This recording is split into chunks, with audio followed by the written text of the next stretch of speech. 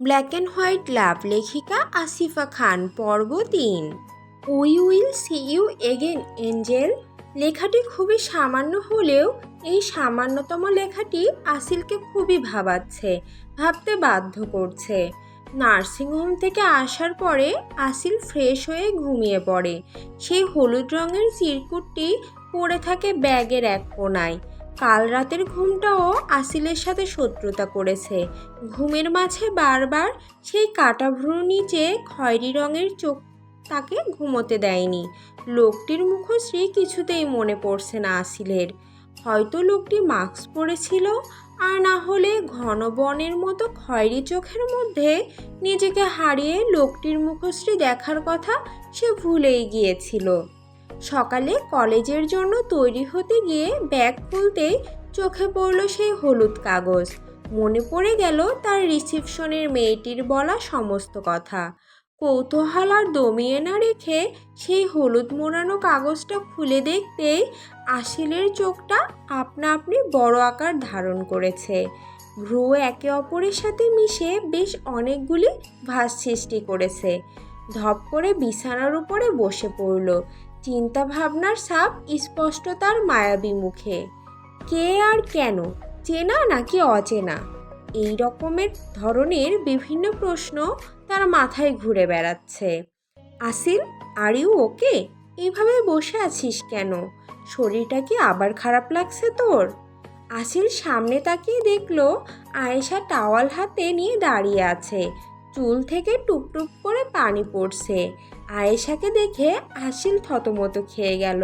হাতের কাগজটি মুঠোয় চেপে ধরে ব্যাগ থেকে কিছু বের করার নাটক ভঙ্গিতে কাগজটি আবার ব্যাগের এক কোণায় রেখে দিয়ে একটা মেকি হাসি ফুটিয়ে বলল, ইয়া আসু, আই এম ফাইন।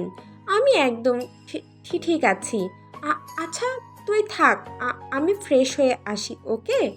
বিছানা থেকে উঠে ওয়াশরুমের দিকে পা বাড়ানোর আগে আয়েশা আসিলের হাত টেনে ধরে। ভ্রুকুসকে আসিলের দিকে কিছুক্ষণ তীক্ষ্ণ দৃষ্টিতে তাকিয়ে থেকে খুবই সিরিয়াস ভঙ্গিতে জিজ্ঞাসা করল, what happened Asil? I think you are not okay. আমার কেন এরকম মনে হচ্ছে তুই কাল রাত থেকে কিছু একটা লুকাচ্ছিস। কাল থেকে তোকে যখন জিজ্ঞাসা করলাম তুই কোথায় ভয় পেয়ে সেন্সলেস হয়ে গেছিলিস বা কেমন ধরনের ভয় পেয়েছিস, তখন তুই তো কিছু বলতেই পারিসনি। আমাদের সন্তুষ্ট হওয়ার মতো তুই কোনো উত্তরই দিসনি। আসিল, যে বিষয়গুলো তোকে ভাবাচ্ছে আমাদের বল। তোর মুখের স্পষ্ট চিন্তার ছাপ আমার কিন্তু চোখ এড়াচ্ছে না। আয়েশার এরকম কথা শুনে আসিল বেশ কয়েকটা শুকনো ঢোক গিলে একটু হাসার চেষ্টা করে বলল, না আসো, তুই যেমনটা ভাবছিস তেমন কিছুই না। আর রইল কালকের কথা, আমি কলেজ থেকে বেরোনোর সময় আমার মনে হচ্ছিল কেউ আমার পিছনে আসছে, আর পিছন ঘুরে দেখার আগে আমার মাথাটা ঘুরে ওঠে আর আমি পড়ে যাই। তারপরে কোনো কথা আমার মনে নেই। কে বা কার আমাকে নার্সিংহোমে ভর্তি করেছে আমি তাও জানি না। আর তুই তো জানিস আমার ভূতে কত ভয়। তারপরে কাল সকাল থেকে সেরকম কিছু খাইনি, তাই হয়তো। আয়েশার মুখভঙ্গি দেখে মনে হলো না যে সে আসিলের কথাই বিশ্বাস করেছে, কিন্তু তারপরেও আর কথা না বাড়িয়ে বলল, আচ্ছা ঠিক আছে, যা বিশ্বাস করলাম তোর কথায়। এখন ফ্রেশ হয়ে নে, আমাদের বেড়াতে হবে, ওকে জানু? ওকে, আর শোন, একটু ভাইকে ডেকে নিয়ে আয়। আমি এই যাব আর এই আসবো। আমি কেন ডাকবো তোর ভাইকে? আমি যাব না, তুই যা। আরে আমি তো ফ্রেশ হতে যাব, তাই তো তোকে বলছি। না ডাকলে ভাই না খেয়ে বেরিয়ে যাবে। আসিল, আমি যা। কথা শেষ না হতেই আসিল একরকম ধাক্কা দিয়ে রুম থেকে বের করে দিল আয়েশাকে। দরজায় সিটকেনি মেরে আসিল এক দীর্ঘ নিঃশ্বাস ফেলে বিড়বিড় করে বলল, আই এম সরি আশু, তোদের আমি সত্যিটা বলতে পারবো না, আর ভাইকে তো বিশেষ করে না। কাল রাতের বিষয়টা জানতে পারলে ভাই অনেক চিন্তায় পড়ে যাবে, আর হয়তো পুরো পুলিশ ফোর্স নিয়ে বেরিয়ে পড়বে। তা আমি চাই না।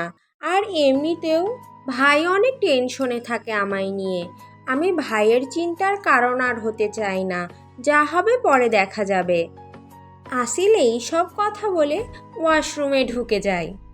আয়েশা দাঁড়িয়ে আছে আয়ানের রুমের সামনে। রুমে প্রবেশ করার সাহস তার হচ্ছে না। রীতিমতো আয়েশার হাত পা কাঁপা শুরু করে দিয়েছে। ভয়, লজ্জা, সংকোচ সব একসাথে কাজ করছে। চোখামুখি বা কথা বলা বলি হলেও এইভাবে কোনোদিন আয়ানের রুমে প্রবেশ করেনি আয়েশা। আর যখন থেকে জেনেছে যে আয়ান তার অনুভূতি সম্পর্কে অবগত, তবে থেকে আসিলের বাড়ি আসাও বন্ধ করে দিয়েছিল। আয়ানকে দেখতে পেলে সে কয়েক মাইল দূরে চলে যায়। এরকম আবোল তাবোল কথা চিন্তা করে মনকে বুঝ দিয়ে অনেক কষ্টে আয়নের রুমের দরজার নিজের আঙুল দিয়ে টোকা দেয়, কিন্তু কোনো সাড়া নেই। আরও কয়েকবার টোকা দেওয়ার পরেও সাড়া না পেয়ে আয়েশা আস্তে করে দরজা খুলে উকি দেয়। দেখে রুম ফাঁকা, তাই আস্তে করে রুমে প্রবেশ করে। রুমে ঢুকে আয়েশা এদিক ওদিক তাকিয়ে রুমটিকে খুঁটিয়ে খুঁটিয়ে দেখতে লাগলো। লোকটি বেশ স্বচ্ছন্দমূলক আর পরিপাটিপূর্ণ, তার কোনো সন্দেহ নেই। আমার রুমটা তোমার খুব পছন্দ হয়েছে বুঝি? ভারী পুরুষালী কণ্ঠে আয়েশার ভাবনায় ছেদ পড়ল। সামনে তাকিয়ে দেখলো আয়ান একটা ধূসর রঙের টাওয়াল তার কোমরে জড়িয়ে আর অন্য হাতে আর একটা টাওয়াল দিয়ে চুল মুছছে। লোমময় পা, মসৃণ ফর্সা বুক, গালে চাপদাড়ি, সব যেন পুরুষটিকে সুদর্শনের তালিকায় ফেলতে বাধ্য করছে। আয়েশা শুকনো কয়েকটা ঢোক দিলে আনমনেই বলে ফেলল, আপনি এত সুন্দর কেন? বলেই মুখে হাত চেপে ধরল। আয়েশার কথায় আয়ান কিছুক্ষণ ভ্রু কুঁচকে তাকিয়ে থেকে ক্ষণিক মুচকি হাসি দিয়ে আয়েশার দিকে এগিয়ে গেল। আয়েশা স্ট্যাচু হয়ে দাঁড়িয়ে আছে। আয়েশার মুখোমুখি এসে আয়ান বলল, তাই নাকি? আমি সুন্দর? আমি তো জানতামই না।